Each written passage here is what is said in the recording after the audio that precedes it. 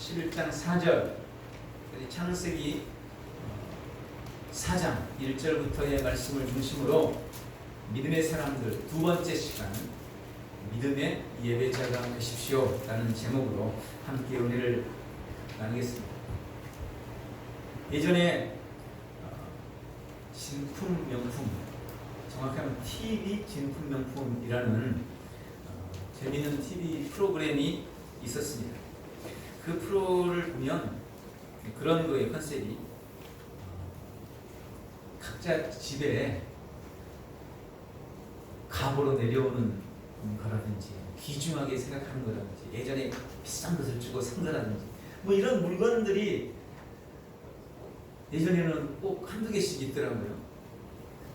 그게 가치가 좀 궁금하잖아요. 이건 지금 팔면 얼마나 될까 이런 궁금증이 있어요. 근데 이제 그런 걸 사람들이 가지고 나오면 진품 평가단이, 그게 전문가들이, 감정하는 분들이 그게 진짜인지 가짜인지 평가를 해주고 요즘에 팔면 어느 정도 가치가 있는 것인지를 평가해주는 그런 프로그램이었습니다. 여러분도 많이 보셨을 거예요. 우리 어린애들은 못 봤지만 저도 참 재밌게 봤던 기억이 있습니다. 기억나는 것 중에 한 가지가, 어떤 분이 집에서 대대로 내려온다는 그림을 하나 가져왔어요. 이건 뭐 자기 할아버지인지 그분이 누구한테 선물로 받은 건데 아주 비싼 거라고 그랬다는 거예요. 그래서 이게 진짜인지 그리고 얼마인지 궁금하다고 가지고 나온 겁니다. 그리고 보통 거기 보면 자기는 그것에 대해서 어느 정도 할 거라고 예상하는지 본인도 이렇게 쓰잖아요, 가격을. 이분이 그걸 자기는 한 5천만 원은 받지 않을까, 가격 5천만 원 이러고 딱 써서 가져온 거예요. 이 감정하시는 분들이 그걸 이제 감정을 해봤습니다. 그리고 결론을 내렸습니다. 아쉽지만 이 그림은 가짜입니다. 모조품입니다. 지금 시중에서도 살 수 있는데 한 20만 원 주면 살 수 있는 겁니다. 이렇게 한 거예요. 그러면 그걸 진짜로 알고 믿는 분은 그냥 하늘이 무너지는 것 같은 그런 표정을 짓죠. 또 반대의 경우도 있었습니다. 이분도 역시 부모님으로부터 물려받은 그림을 한 점을 가지고 온 거예요. 옛날 산수화였습니다. 오래된 거라고는 알고 있고 진짜라고는 들었는데 자기에게 진짜인지 가짜인지 잘 모르겠고 또 자신도 없고, 그래서 한번 감정이나 받아보려고 가지고 왔다는 거예요. 그러면서 자기는 가격을 30만 원 이렇게 소소하게 썼어요. 그런데 감정하시는 분들이 그걸 딱 감정을 해보더니 깜짝 놀라요. 이건 200년 전에 유명한 화가 김홍도가 정확하진 않습니다. 그린 진품이라는 거예요. 이건 지금 너무나 귀해서 부르는 게 값이라는 거예요. 지금 내다 팔아도 1억 원 이상 받을 거라고. 이렇게 평가가 나는 거예요. 그러면 긴가민가하고 가져왔던 그분의 얼굴이 그냥 입이 턱에, 귀에 걸리게 되는 거죠. 진짜가 있고 가짜가 있는 겁니다. 그런데 이런 일이 우리 영적인 세계도 똑같이 일어나고 있다는 것 여러분 아십니까? 믿음에도 진짜가 있고 가짜가 있습니다. 믿음이 있다고 생각했던 사람이 그 믿음이 가짜인 경우도 있고, 저분은 별로 믿음이 없는 것처럼 생각했는데 그들이 그 믿음이 진짜 믿음인 경우도 있다는 것입니다. 예수님 당시에 가장 믿음이 좋다고 인정받았던 사람들이 누군지 혹시 아십니까? 그들은 바리새인들과 서기관들이었습니다. 당시 유대인들 사이에 그런 말이 있었대요. 만약 천국에 두 사람만 간다면 그 중에 한 사람은 바리새인이고 또 다른 한 사람은 서기관이다.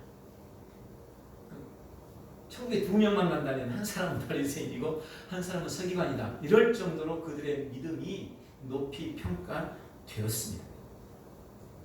그런데 예수님이 이 땅에 오셨습니다. 그리고 예수님은 이 바리새인들과 서기관들의 믿음에 대해서 어떻게 평가하셨습니까? 예수님은 그들에 대해서 신랄하게 비판했습니다. 너희는 회취한 무덤이요 독사의 자식들이다. 자신도 천국에 들어가지 못하면서 다른 사람들도 천국까지 못하도록 천국 문을 막고 있는 사람들이다 라고 하면서 그들을 가리켜서 신랄한 비난을 가했습니다.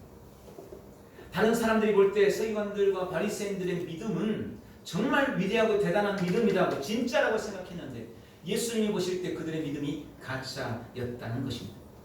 누가복음 18장에도 보면 세리와 바리새인의 기도가 나옵니다. 두 사람이 기도하고 있어요. 바리새인이 하나님 앞에 그렇게 의로움을 자랑하면서 기도합니다. 주님, 나는 저 세리와 같지 않음을 인해서 감사합니다. 저는 토색하지 않고 불의하지 않고 간음하지 않게 해주셔서 감사합니다. 제가 7일에 이틀씩 금식하고 11조도 잘하게 해주셔서 감사합니다 하면서 손을 들고 하나님 앞에 기도했습니다. 근데 그 옆에서 세리는 감히 얼굴을 쳐다보지도 못하고 얼굴을 들지도 못하고 하나님 앞에 가슴을 치면서 그렇게 기도합니다. 하나님, 불쌍히 여겨주십시오. 저는 죄인입니다. 그 당시 세리는 말 그대로 사람들로부터 손가락질 당하는 죄인들 취급을 당했습니다.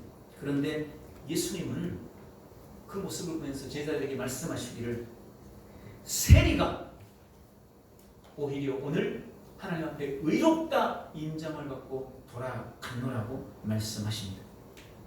예수님이 보실 때는 자신의 의로움을 자랑하면서 나는 11조도 잘합니다. 난 7일에 이틀이나 금식합니다. 나는 간음하지도 토색하지도 남의 것을 훔치지도 않았습니다 라고 자랑했던 바리새인보다 도리어 세리의 믿음을 더 진짜라고 주님이 평가해 주셨던 것입니다. 오늘 보면 히브리서 11장 4절은 창세기 4장에 나와 있는 가인과 아벨에 대한 믿음의 고찰, 어떤 믿음의 평가라고 말씀드릴 수 있습니다. 가인과 아벨은 아담의 두 아들이죠. 그들은 다 하나님을 믿었습니다. 어느 날 농사하던 사람이었던 형 가인은 땅의 소산으로 하나님께 제사를 드렸고 양치는 자였던 동생 아벨도 양의 첫 새끼를 잡아서 그 피와 기름으로 하나님께 제사를 드렸습니다. 그런데 하나님은 동생 아벨의 제물과 그 제사는 받으셨는데 형 가인의 제사와 그 제물은 받지 않으십니다. 그래서 화가 난 가인은 하나님의 경고에도 불구하고 그의 아벨을 돌로 쳐서 죽이고 말았습니다. 오늘 읽은 히브리서 11장 4절은 이 사건에 대해서 말씀하시기를 아벨은 믿음으로 가인보다 더 나은 제사를 하나님 앞에 올려드려서 의로운 자라는 그런 증거를 얻었다라고 기록합니다.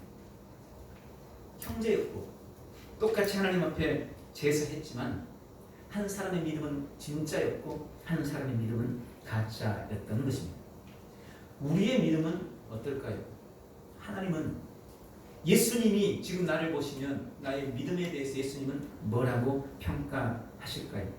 오늘 말씀을 통해서 주님이 인정하는 참 믿음을 발견하고 아벨의 믿음이 우리의 믿음되는 복되고 귀한 시간 되시기를 예수님의 이름으로 축원합니다. 오늘 본문은 아벨의 믿음에 대해서 세 가지로 말씀하고 있습니다. 첫 번째, 아벨은 믿음으로 더 나은 제사를 하나님께 드렸다라고 기록하고 있습니다. 본문 상반부에 그렇게 기록하고 있죠. 믿음으로 아벨은 가인보다 더 나은 제사를 하나님께 드림으로. 여러분, 아벨은 가인보다 더 나은 제사를 하나님께 드렸고 그것이 그의 믿음으로 평가됐다는 것입니다. 한마디로 아벨이 믿음의 사람으로 인정받는 이유는 그의 제사 때문이었습니다. 그의 제사.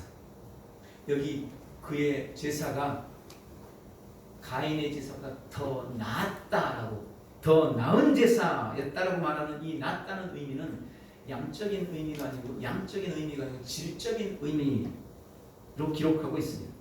가인과 아벨은 서로 질이 다른 제사를 드렸다는 거예요. 그러니까 아벨의 제사는 질이 좋은, 질이 높은 제사였지만 그에 비해 가인의 제사는 질이 매우 낮은, 주님이 믿음으로 평가하기 어려운 그런 제사를 드렸다는 것입니다. 본문에 의하면 그것은 믿음이 있는 제사와 믿음이 없는 제사로 나뉜다라고 구별해 놓고 있습니다. 그럼 아벨의 믿음 있는 제사와 그리고 가인의 믿음 없는 제사, 믿음이 있다와 믿음이 없다로 나눈 것은 구체적으로 뭘까요? 왜 하나님은 아벨의 제사는 믿음 있는 제사라고 평가해 주셨고 가인의 제사는 믿음 없는 제사라고 말씀하셨던 걸까요? 여러분 사실 이에 대해서는 여러 가지 의견이 있습니다. 그리고 신학자마다 의견이 분분하기도 합니다. 그중 저는 가장 중요한 두 가지를 오늘 말씀을 드리려고 합니다. 첫 번째로 가인의 제사가 믿음 없는 제사고 아벨의 제사가 믿음 있는 제사라고 주님께서 말씀하신 첫 번째 이유는 바로 재물 때문이었습니다. 재물의 문제. 믿음 있는 제사와 믿음 없는 제사를 가르는 것은 재물이었습니다. 원래 하나님께 드리는 제사라는 것은 그 목적이 처음부터 죄 사함을 위한 것이었습니다. 아담과 하와가 범죄한 이후에 하나님께 나아가는 길이 막혀버렸어요. 아담과 하와가 범죄하기 전까지는 하나님과 그들은 직접 소통을 했어요. 대면하여 주님을 만나고 주님의 음성을 바로 들었습니다. 그런데 범죄한 이후에 하나님께 나아갈 수 있는 길이 막혔어요. 에덴 동산에서 쫓겨났습니다. 하나님을 이제 만날 수가 없게 된 거예요. 그것을 주님께서 안타깝게 여기셨고 죄로 말미암아 하나님과 만날 수 없는 우리 인생을 안타까이 보셔서 하나님께서 친히 짐승을 잡아 제사를 가르쳐 주신 겁니다. 짐승을 잡고 그 피를 흘림으로 죄 사함을 얻게 하셨고 그로 말미암아 하나님 앞에 나아갈 수 있도록 길을 여셨는데 그게 바로 제사였어요. 그게 제사의 원래 이유요 목적이었습니다. 히브리서 9장 22절은 그렇게 말씀하죠. 피 흘림이 없으면 죄 사함도 없다. 그래서 누구든지 하나님께 나아가려면 반드시 나의 죄를 대신할 짐승의 피가 필요했던 겁니다. 하나님께 나아가려면 나의 죄를 대신해 줄 짐승의 피가 필요했어요. 그래서 양을 잡고 소도 잡고 염소도 잡고 비둘기도 잡아서 그 피를 흘림으로 하나님 앞에 나아갔던 겁니다. 그게 제사의 이유예요. 그게 제사의 원리요. 그게 제사의 법입니다. 아벨은 오늘 본문에 보니까 그 법대로 그 원리대로 양을 잡아서 피의 제사를 드림으로 하나님께 나아갔던 겁니다. 그래서 히브리서 11장 4절에 그에 대해서 그렇게 단서를 제공해 주고 있는 거예요. 아벨은 더 나은 제사를 하나님께 드림으로 의로운 자라시는 증거를 얻었는데 하나님이 그 예물, 그 제물에 대해서 증언하신다라고 말씀하고 있는 겁니다. 아벨은 양을 제물로 삼아 제사했고 그에 비해 가인은 제사함과는 전혀 상관이 없는 자신이 거둔 곡식을 제물로 자기식의 제사를 드렸던. 그랬더니 하나님은 아벨의 제물과 제사는 받고 가인의 제물과 제사는 받지 않으므로 아벨의 양을 드린 제사가 믿음으로 드린 제사다라고 평가해 주셨다는 것입니다. 여러분 오늘날 우리가 하나님 앞에 나아가는 것도 어린 양 되신 예수 그리스도를 의지해서 예수 그리스도의 피를 힘입어서 주 앞에 나아가는 것입니다. 주님이 흘린 그 피만이 우리가 하나님께 나아갈 수 있는 유일한 길이라고 성경은 말씀하고 있습니다. 그래서 아까 우리가 그렇게 찬송했잖아요. 주의 보좌로 나아갈 때에 어떻게 나가야 할까? 자격 없는 내 힘이 아닌 오직 예수님의 보혈로 십자가의 보혈 완전하신 사랑 힘입어 나아갑니다. 십자가의 보혈 완전하신 사랑 힘입어 예배합니다.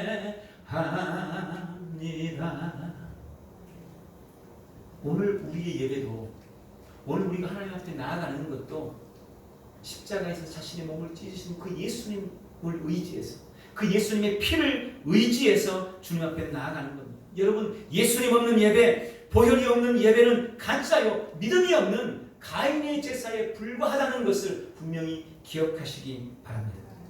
아벨과 가인의 제사에 그 제물의 차이가 바로 믿음의 차이였던 것입니다.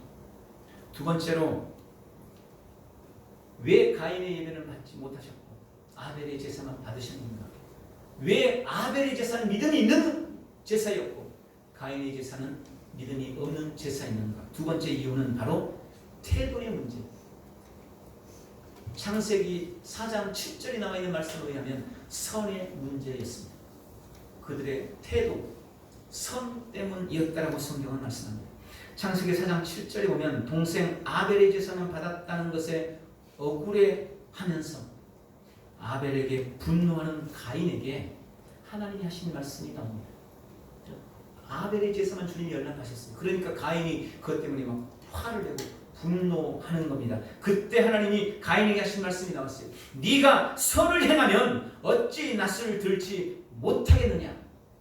이걸 킹제임스 버전에서는 그렇게 해석했습니다. 네가 바르게 행하면 받아들여지지 않겠느냐.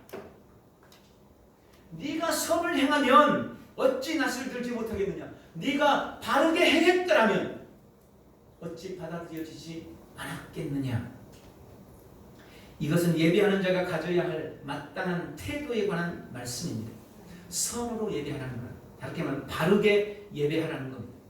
아벨은 바르게 선으로 제사했지만 가인은 선으로 바르게 예배하지 제사하지 못했다는 것입니다.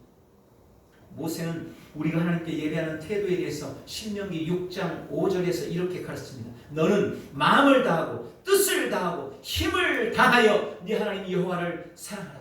예수님도 마태복음 22장 37절에서 그렇게 말씀합니다. 네 마음을 다하고 목숨을 다하고 뜻을 다하여 주 너의 하나님을 사랑하라. 즉 아벨은 하나님 앞에 제사할 때 마음을 다하고 목숨을 다하고 뜻을 다하여 제사했지만 가인은 그렇지 못했다는 것입니다. 그들의 제사는 태도에 극명한 차이가 있었고 그 태도의 차이가 곧 믿음의 차이였던 겁니다. 여러분, 이런 제사할 때 제물의 차이 그리고 태도의 차이가 곧 믿음의 차이입니다. 믿음으로 아벨은 가인보다 더 나은 제사를 하나님께 드렸다. 오늘 믿음으로 더 나은 예배를 하나님 앞에 드리는 복되고 귀한 성도들 다 되시기를 축원합니다. 두 번째로 오늘 본문에 아벨의 믿음을 그렇게 평가합니다. 아벨은 믿음으로 의롭다함을 받았습니다. 4절 계속해서 말씀합니다. 믿음으로 아벨은 의로운 자라 하시는 증거를 얻었으니 하나님이 그 예물에 대하여 증언하시니라. 저는 이 의로움의 문제를 이렇게 설명을 드려요. 어떤 아버지가 사돈 요즘에야 뭐 사돈 간에 상당히 가까운 편이죠. 예전에는 사돈이 상당히 어려운 관계였잖아요. 이 사돈의 초청을 받고 오랜만에 출가한 딸 집에 초청을 받아 가게 됐어요. 방문하게 됐어요. 그에 따른 정말 오랜만에 오는 아버지가 얼마나 반가웠겠습니까? 그래서 온갖 솜씨를 발휘해서 진수성찬을 마련했습니다. 그리고 아버지에게 대접을 했어요. 아버지는 저녁을 마친 후 다시 집으로 돌아왔습니다. 집으로 돌아온 그 남편을 보고 아내가 묻습니다. 여보, 모처럼 딸네 집 가서 저녁 먹었는데 어떻게 대접 잘 받았어요? 이렇게 물는 거예요. 근데 남편이 아무 말도 하지 않는 거예요. 대답을 안 해요. 그러니까 아내가 다시 묻습니다. 아니, 땅에 모처럼 간 아버지한테 대접이 시원찮았어요? 이렇게 물은 거예요. 그러니까 아버지가 퉁명스럽게 그렇게 말했습니다. 아니, 음식만 잔뜩 차려놓으면 뭐해? 내가 좋아하는 달걀도 없고 내가 좋아하는 두부도 없는데 이빨도 시원찮은데 잘 씹지도 못할 그런 질긴 음식들만 잔뜩 차려놓으면 무슨 소용이 있어? 나보고 그걸 어떻게 먹으란 말이야? 이야기하더라고요. 여러분, 음식만 많이 차려 놓을 것이 아니라 아버지가 좋아하는 음식, 아버지가 잘 드실 수 있는 음식을 차려 놓아야 아버지의 기쁨이 되는 거예요. 음식은 많은데 정작 내가 먹을 것이 없다면 그거야말로 고문인 거죠. 영적인 세계도 역시 마찬가지입니다. 내가 아무리 열심을 내면서 잘 믿는 것 같아도 하나님이 원하는 것 원하는 대로, 하나님이 원하시는 대로 하지 않으면 아무 소용이 없는 거예요. 하나님이 원하는 대로 해야 하나님이 기뻐하는 것입니다. 하나님이 원하는 대로 하는 것, 그것이 제사든, 그것이 기도든, 전도든, 찬송이든, 그것이 예배든, 하나님이 원하는 대로 하는 바로 그것이 의로 행하는 것이고, 그것이 참 믿음인 것입니다. 아벨은 하나님이 원하시고 기뻐하는 제사를 드렸습니다. 그래서 믿음으로 평가받았어요. 그것을 하나님은 의롭다고, 의로운 자라고 인정해 주셨습니다. 그런데 가인은 그렇지 않았던 겁니다. 로마서 10장 3절의 말씀에 보면 믿음 없는 사람들에 대해서 그렇게 말씀하셔요. 그들은 하나님의 의를 모르고 자기 의를 세우려고 힘써 하나님의 의에 복종하지 아니하였느니라. 다시 한번요. 그들은 하나님의 의를 모르고 자기 의를 세우려고 힘써 하나님의 의에 복종하지 아니하였느니라. 여러분, 이것이 바로 가인의 문제였던 겁니다. 그는 자기의 의를 내세우느라고 하나님의 의, 하나님의 뜻에 복종하지 않았습니다. 그는 하나님의 뜻과는 전혀 상관이 없는 제사를 자기 식대로, 자기 멋대로 드렸던 겁니다. 그래놓고는 하나님이 자기 제사를 받지 않았다고 화를 냅니다. 아벨에 대해서 분노합니다. 그때 하나님이 그의 화와 분노에 대해서 경고하셨어요. 창세기 4장 7절, 네가 선을 행하였더라면 어찌 낯을 들지 못하겠느냐? 죄가 너를 원하나 너는 죄를 다스릴지니라. 지금 가인이 자기 예배를 하나님이 안 받으셨다고 화가 난 거예요. 아벨에 대해서 막 벼르는 마음이 생긴 거예요. 그걸 하나님이 보셨어요. 그래서 하나님이 말씀하신 겁니다. 네가 선을 행했더라면 어찌 낯을 들지 못하겠느냐? 죄가 지금 너를 정복하려고 하는데 너는 그 죄를 다스려야 돼. 주님이 그렇게 경고하셨어요. 그러나 어떻게 됐습니까? 그는 주님의 경고에도 불구하고 자기 죄 없는 동생을 돌로 쳐서 죽이는 살인자가 되고 맙니다. 사도 요한은 요한일서 3장 12절에 가인이 아벨을 돌로 쳐 죽인 이유를 그렇게 설명했습니다. 요한일서 3장 12절, 가인같이 하지 말라. 그는 악한 자에게 속하여 그 아우를 죽였으니 어떤 이유로 죽였느냐? 자기의 행위는 악하고 그의 아우는 의로웠기 때문이다. 가인이 내 동생을 쳐 죽였다고요? 자기 행위는 악했고 자기 동생 아우의 행위는, 아벨의 행위는 의로웠기 때문에. 뭐가요? 그들이 드렸던 제사가, 자기의 제사는 악한 거였어요. 동생의 제사는 의로운 제사였어요. 그래서 하나님이 의로운 제사, 옳은 제사, 바른 제사, 아벨의 제사만 받았는데 자기가 악하게 잘못 예배했다는 것을 생각하지 않고 오히려 의로운 자기 동생을 자신의 악함을 숨기느라고 쳐 죽이고 말았다는 것입니다. 오늘 성경은 아벨이 하나님으로부터 의롭다고 인정받는 사실을 하나님이 그의 예물로 증명했다고 말씀합니다. 하나님이 아벨의 제물만 연락하셨다는 거예요. 여러분, 성경에 보면 하나님이 제물을 연락하실 때 어떻게 연락하시냐? 보통 하늘에서 불을 내려서 그 제물을 태움으로 연락하셨습니다. 레위기에 보면 각종 제사가 나와요. 그때 하나님이 불이 내려와서 그 제물을 받으시죠. 그리고 우리가 잘 아는 엘리야의 제단, 엘리야가 갈멜산에 제단을 쌓고 짐승을 쪼개 올려놓고 물을 쏟아 붓고, 그리고 주여 응답하옵소서. 그때 하늘에서 불이 내려와서 제단을 태우고 제물을 태우고 물도 다 핥아버리는 그런 엄청난 기적이 나타났죠. 그렇게 하나님이 제사를 제물을 받으셨던 거예요. 오늘 물론 본문에 아벨의 제사를 주님이 받으셨다고만 돼 있지 어떻게 받으셨는지 구체적으로는 나와 있지 않습니다. 그러나 저는 다른 제사의 모습을 보면서 그렇게 상상해 보는 거예요. 아벨이 정성을 다해서 제단을 쌓고 양을 잡아서 피를 흘리고 또 각을 떠놓고 그 기름을 가지고 제단 위에 올려놓고 하나님 앞에 제사합니다. 그랬더니 하나님께서 하늘에서 그 불을 내리셔서 아벨이 정성을 다해 쌓아 올린 그 제단과 올린 짐승을 태우는, 주님이 응답하신, 불러 응답하신 그 감격스러운 모습을 보면서 얼마나 아벨이 기뻤겠어요. 얼마나 감동이 됐겠습니까? 그리고 아벨이 외치는 거예요. 하나님이 내 제사를 받으셨구나. 이제 내 모든 죄가 용서받았구나. 여러분, 제사의 목적은 죄사함이니까 그 모습을 보면서 아벨은 그렇게 감격했던 겁니다.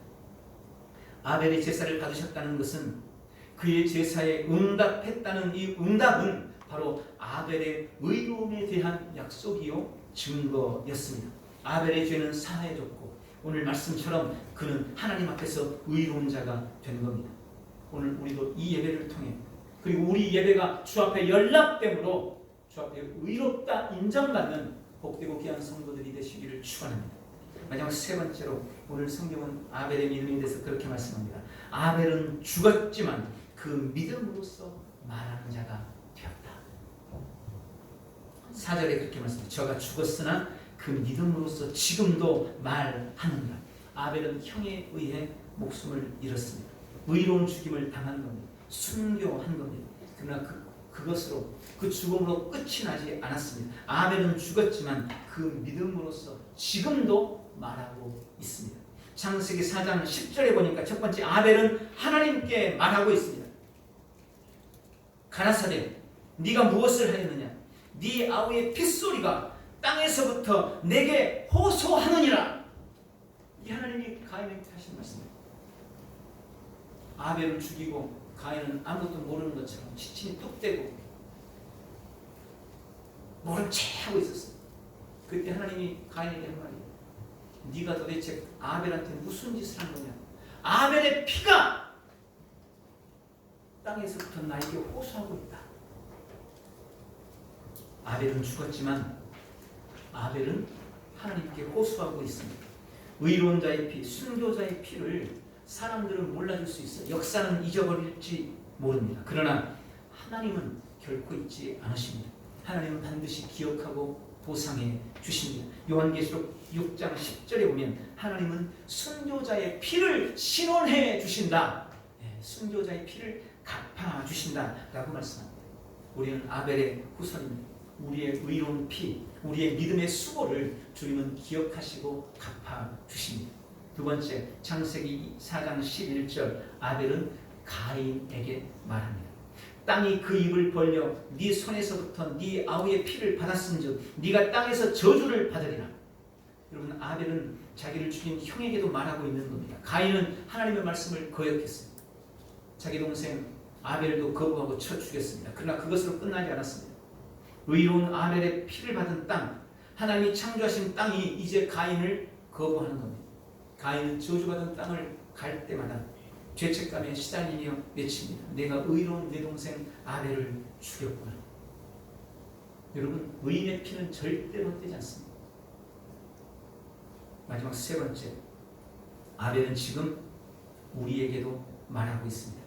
히브리서 10장 38절, 오직 나의 의인은 믿음으로 말미암아 살리라. 또한 뒤로 물러가면 내 마음이 저를 기뻐하지 아니하리라 하셨느니라. 지금 아벨은 우리에게 외치고 있습니다. 오직 믿음으로 살라.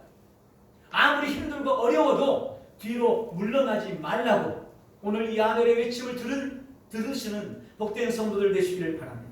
또한 요한복음 4장 24절, 하나님은 영이시니 예배하는 자가 영과 진리로 예배할지니라. 그리고 지금 아벨은 또 우리에게 외칩니다. 하나님이 받으시는 예배자, 하나님이 기뻐하시는 참 예배자가 되라. 오늘 말씀을 냈습니다. 아벨은 믿음의 사람이었습니다. 그는 믿음의 순교자였습니다. 그가 오늘 우리에게 말씀하고 가르쳐 주시는 믿음은 한마디로 예배를 통한 믿음입니다. 주님은 오늘 아벨을 통해 우리에게 말씀합니다. 너도 아벨처럼 믿음으로 예배하라. 여러분, 하나님이 기뻐하는 예배를 드리시기 바랍니다. 그리고 예배를 통해 여러분의 믿음을 주님 앞에서 증명해 나가시기를 축원합니다. 오늘 우리 예배가, 아니 우리 평생의 모든 예배가 믿음으로 의롭다함을 인정받은 아벨의 믿음의 예배가 되기를 예수님의 이름으로 축원합니다. 기도하겠습니다. 좋으신 하나님 아버지, 오늘 아벨의 예배를 받으시고 제사를 받으시고 그를 의롭다 인정하셨던 주님을 찬양하며 경배합니다. 오늘 우리의 예배가 아벨의 예배가 되기를 원합니다. 주 앞에 믿음을 인정받고 의롭다함을 인정받는 복되고 아름다운 예배 될 수 있도록 은혜 베풀어 주시옵소서. 역사하실 주님을 기대하며 예수님의 이름으로 기도하옵나이다. 아멘. 다 같이 일어나셔서 오늘 말씀